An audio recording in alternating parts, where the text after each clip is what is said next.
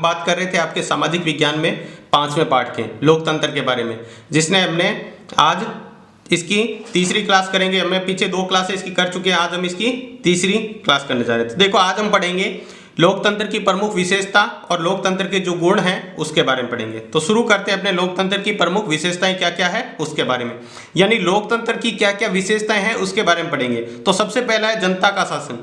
तो अपने को पता है लोकतंत्र क्या होता है, जनता का शासन, यानी जनता अपने प्रतिनिधित्व को चुनती है और वो शासन करते हैं।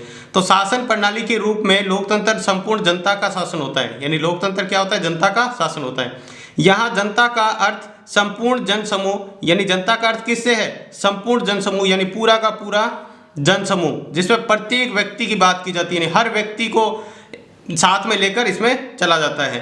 दूसरा है जनता द्वारा निर्मित शासन, यानी जनता द्वारा निर्मित शासन, ये शासन किसके द्वारा बनाया जाता है, जनता द्वारा ही बनाया जाता है। तो लोकतंत्र में सरकार का निर्माण जनता द्वारा किया जाता है, यानी सरकार का निर्माण किसका द्वारा किया जाता है, जनता द्वारा किया जाता है।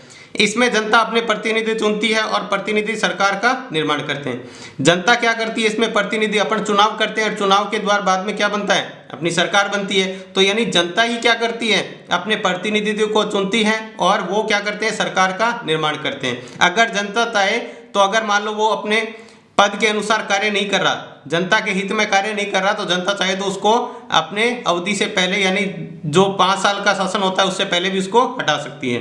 तीसरा है लोकतंत्र शासन एक साधन है, साध्य नहीं। अब देखो यहाँ पर 2 शब्द है, एक है साधन और एक है साध्य। देखो साध्य का मतलब क्या होता है, मतलब तो क्या होता है, साध्य एक उद्देश्य या लक्ष्य कह सकते हैं, साधन क्या कह सकते हैं, एक लक्ष्य, और साध्य एक लक्ष्य हो गया, साधन क्या हो गया, उस लक्ष्य तक पहुंचने का माध्यम। तो देखो यहां पर बात करते हैं, जैसे लोकतंत्र में शासन के कभी भी साध्य नहीं माना जाता। लोकतंत्र में कभी भी क्या है, शासन को साध्य नहीं माना जाता है। क्या माना जाता है, जबकि शासन को एक साधन माना जाता है। देखो साध्य और साधन का मतलब यहां अपन डिटेल में समझते हैं। देखो साध्य का मतलब होता है कोई लक्ष्य या उद्देश्य। मान लो आपको यहां से दिल्ली जाना है, कहाँ जाना है, दिल्ली। तो दिल्ली आपका क्या हो गया, साध्य हो गया। अब दिल्ली जाने के लिए आप क्या यूज करेंगे, ट्रेन करेंगे, बस करेंगे। तो उसमें जाने के लिए आप जो यूज करेंगे, जो साधन का चूज करेंगे वो क्या है, वो साधन है। यानी साध्य क्या हो गया, आपका उद्देश्य हो गया दिल्ली जाना, और साध्य हो गया और साधन यानी जिसके माध्यम से आप पहुंचेंगे वहां पे। तो इसी तरह अपन कह सकते हैं लोकतंत्र क्या है, शासन एक साध्य है, साध्य नहीं है, मतलब उद्देश्य नहीं है। ये सिर्फ क्या करता है, यहां तक पहुंचाने का लोकतंत्र का काम करता है। तो इसमें देखो लोकतंत्र को निम्न साध्यों की प्राप्ति का साधन माना जाता है। लोकतंत्र को किन किन साध्यों की प्राप्ति का साधन माना जाता है लोकतंत्र को, तो देखो व्यक्ति की स्वतंत्रता और गौरव का साधन माना जाता है लोकतंत्र को, और सार्वजनिक हित की वर्दी, इनको क्या माना जाता है, लोकतंत्र की साध्यों की प्राप्ति का साधन माना जाता है।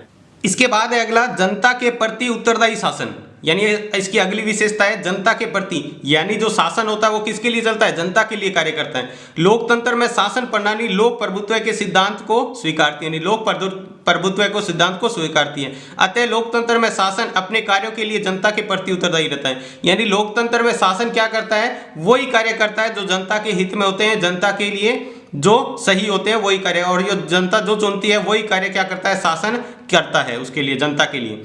अगला है लोकतंत्र विकासशील शासन है। क्या है, विकासशील। कैसे, देखो लोकतांत्रिक शासन प्रणाली एक विकासशील शासन प्रणाली है। ये क्या है, विकासशील, यानी लगातार इसमें परिवर्तन होता जा रहा है, इसमें आगे नई नई तकनीकें आती जा रही है।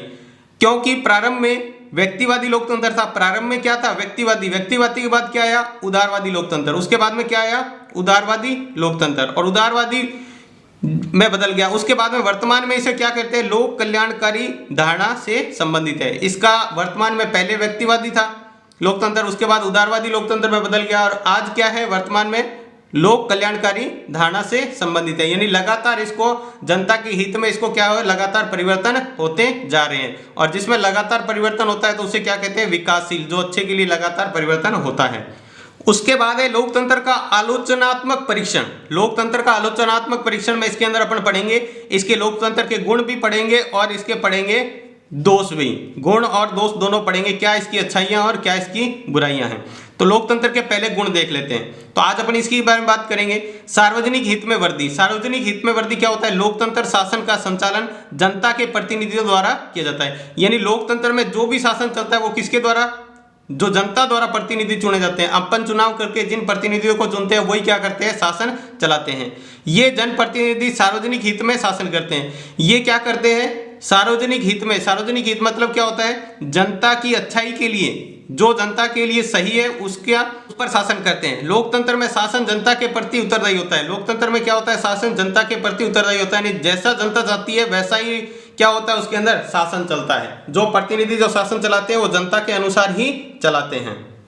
इसके बाद अगला गुण है कार्यकुशल शासन। कार्यकुशल शासन का मतलब लोकतंत्र को सबसे अधिक कार्यकुशल प्रणाली माना जाता है। इसके अनेक कारण हैं। इसके क्या कारण है जिसके कारण कार्यकुशल माना जाता है?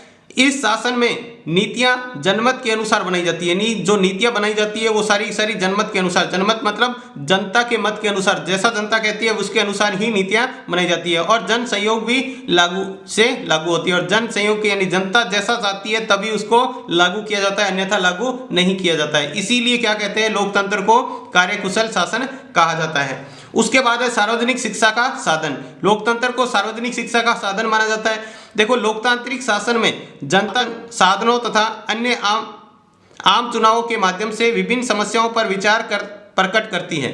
यानी लोकतांत्रिक शासन में जनता क्या करती है? जनमत से जो निर्माण के साधन है तथा आम चुनाव के माध्यम से विभिन्न समस्याओं पर अपना विचार प्रकट करती है। यानी जनता अपने समस्याओं को और इनका विचार कैसे प्रकट करती है? आम चुनाव से, तथा अपने अधिकारों व कर्तव्यों के प्रति जागरूक रहती है। जनता को पता होता है कि अपने हित के लिए क्या है और अहित के लिए क्या है, वो सब जनता को इसके लिए जागरूक रहती है। इस गुण के कारण ही जो गेटेल ने लोकतंत्र को नागरिकता की शिक्षा प्रदान करने वाला स्कूल कहा है। जो गेटेल थे उन्होंने क्या कहा? इसी कारण लोकतंत्र को नागरिकता की शिक्षा प्रदान करने वाला स्कूल कहा है। किसने? गेटेल ने। इसके बाद अगला जो गुण है नैतिक शिक्षा का साधन। नैतिक शिक्षा मतलब क्या होता है? लोकतंत्र शासन व्यक्ति की नैतिक शिक्षा प्रदान करता है। लोकतंत्र क्या करता है? व्यक्ति की नैतिक शिक्षा।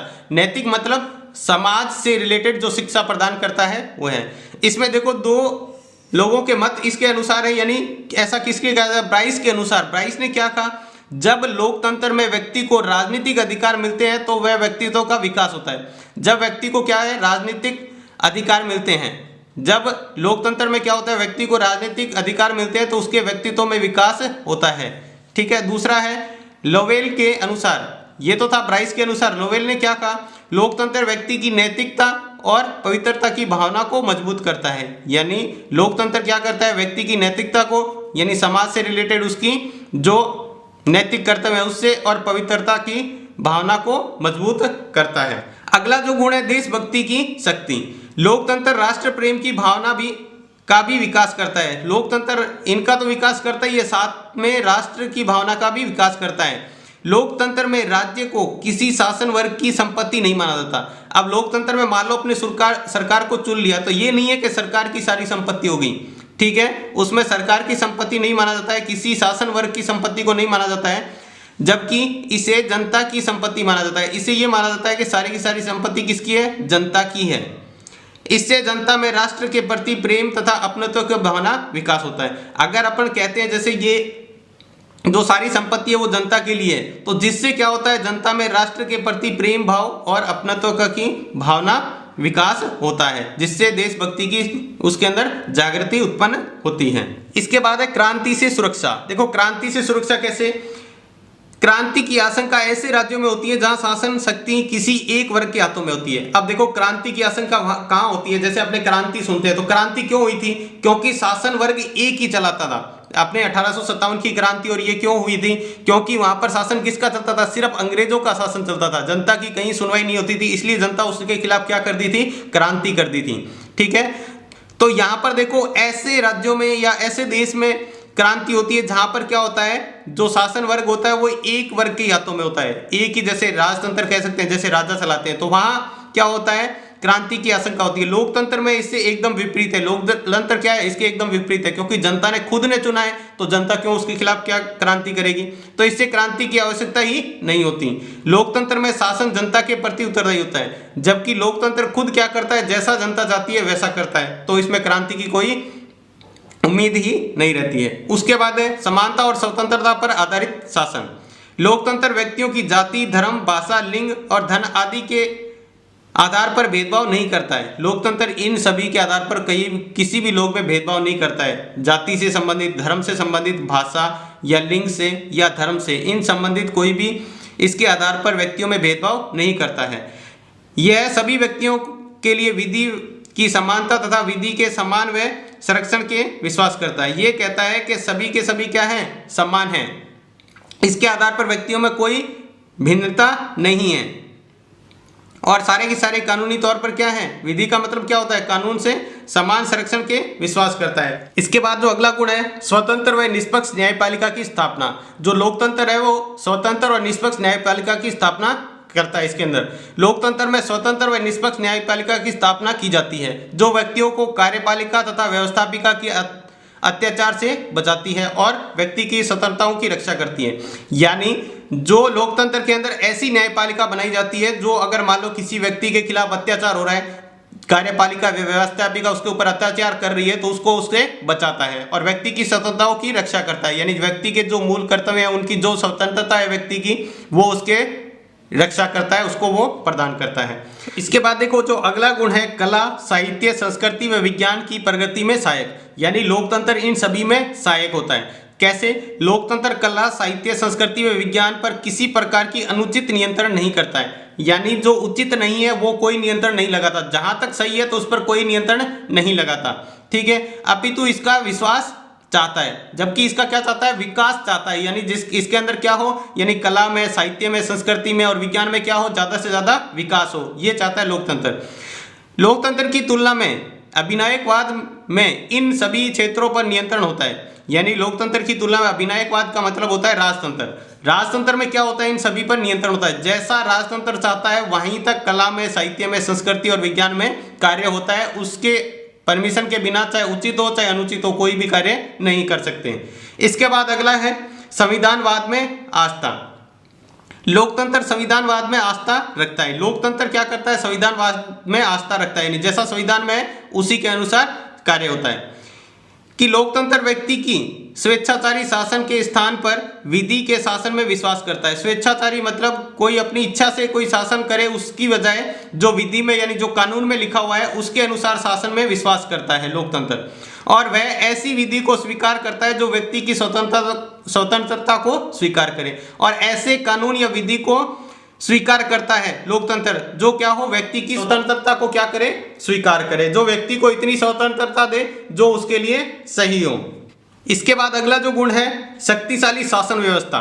जो लोकतंत्र के अंदर शासन व्यवस्था होती है वो बहुत ही शक्तिशाली होती है। लोकतंत्र व्यक्ति में राष्ट्र प्रेम पैदा करता है। लोकतंत्र क्या करता है, व्यक्ति में राष्ट्र प्रेम पैदा करता है, और यह जन सहमति द्वारा आधारित होता है। और ये किसके द्वारा आधारित होता है, ये पूरा का पूरा जन सहमति यानी जनता की सहमति पर ही आधारित होता है। अतः जब भी राष्ट्र पर कोई संकट आता है तो संपूर्ण जनता एक व्यक्ति के रूप में संकट के विरुद्ध खड़ी हो जाती है। जब भी कोई राष्ट्र पर, देश पर कोई भी संकट आता है किसी भी तरह का, ठीक है, तो क्या हो जाती है, जो पूरी देश की जनता है एकता के रूप में संकट का विरोध में खड़ी हो जाती है। यानी एक व्यक्ति के रूप में संकट के विरुद्ध खड़ी हो जाती है, ताकि संकट का सामना सारे मिलकर करते हैं, ताकि देश को, राष्ट्र को कोई नुकसान न हो। उसके बाद है विश्व शांति का समर्थक।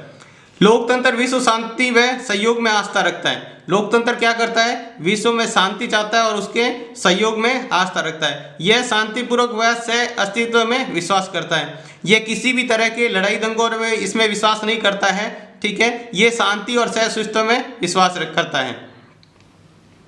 तथा राष्ट्रों के बीच विवादों को पारस्परिक वार्ता एवं समझौते व अंतर्राष्ट्रीय कानून द्वारा सुलझाना चाहता है। अगर मान लो किसी राष्ट्र देशों के बीच में कोई विवाद भी हो गया है तो वो चाहता है कि इसको पारस्परिक वार्ता यानी बातचीत से,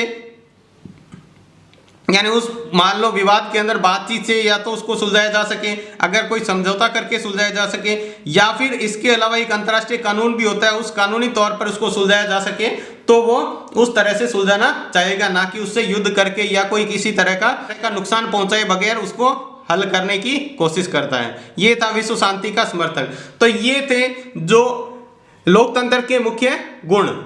ठीक है, आपको क्या करना है, इसके अंदर जो हेडिंग है, जैसे ये विश्व शांति का समर्थक, शक्तिशाली शासन व्यवस्था, इसको तो अच्छी तरह याद करना है। अगर ये पॉइंट याद होगे, देखो विश्व शांति का समर्थक, तो इस पॉइंट से आप समझ सकते हैं कि विश्व की शांति चाहता है ये। इसको आप इसके जो नोट्स लिखे हुए इसको 1-2 बार पढ़ लेंगे और मेन आपको ये पॉइंट याद करने हैं। ये पॉइंट आपके जैसे जैसे उस तरह आप अच्छी तरह याद कर लें ताकि आपको ये पूरा याद हो जाए। तो आज की क्लास में बस इतना ही। क्लास आपको कैसी लगी हमें कमेंट बॉक्स में लिखकर जरूर बताएं। अगर आपको क्लास अच्छी लगी है तो लाइक करें। तो आज की क्लास में बस इतना ही। धन्यवाद।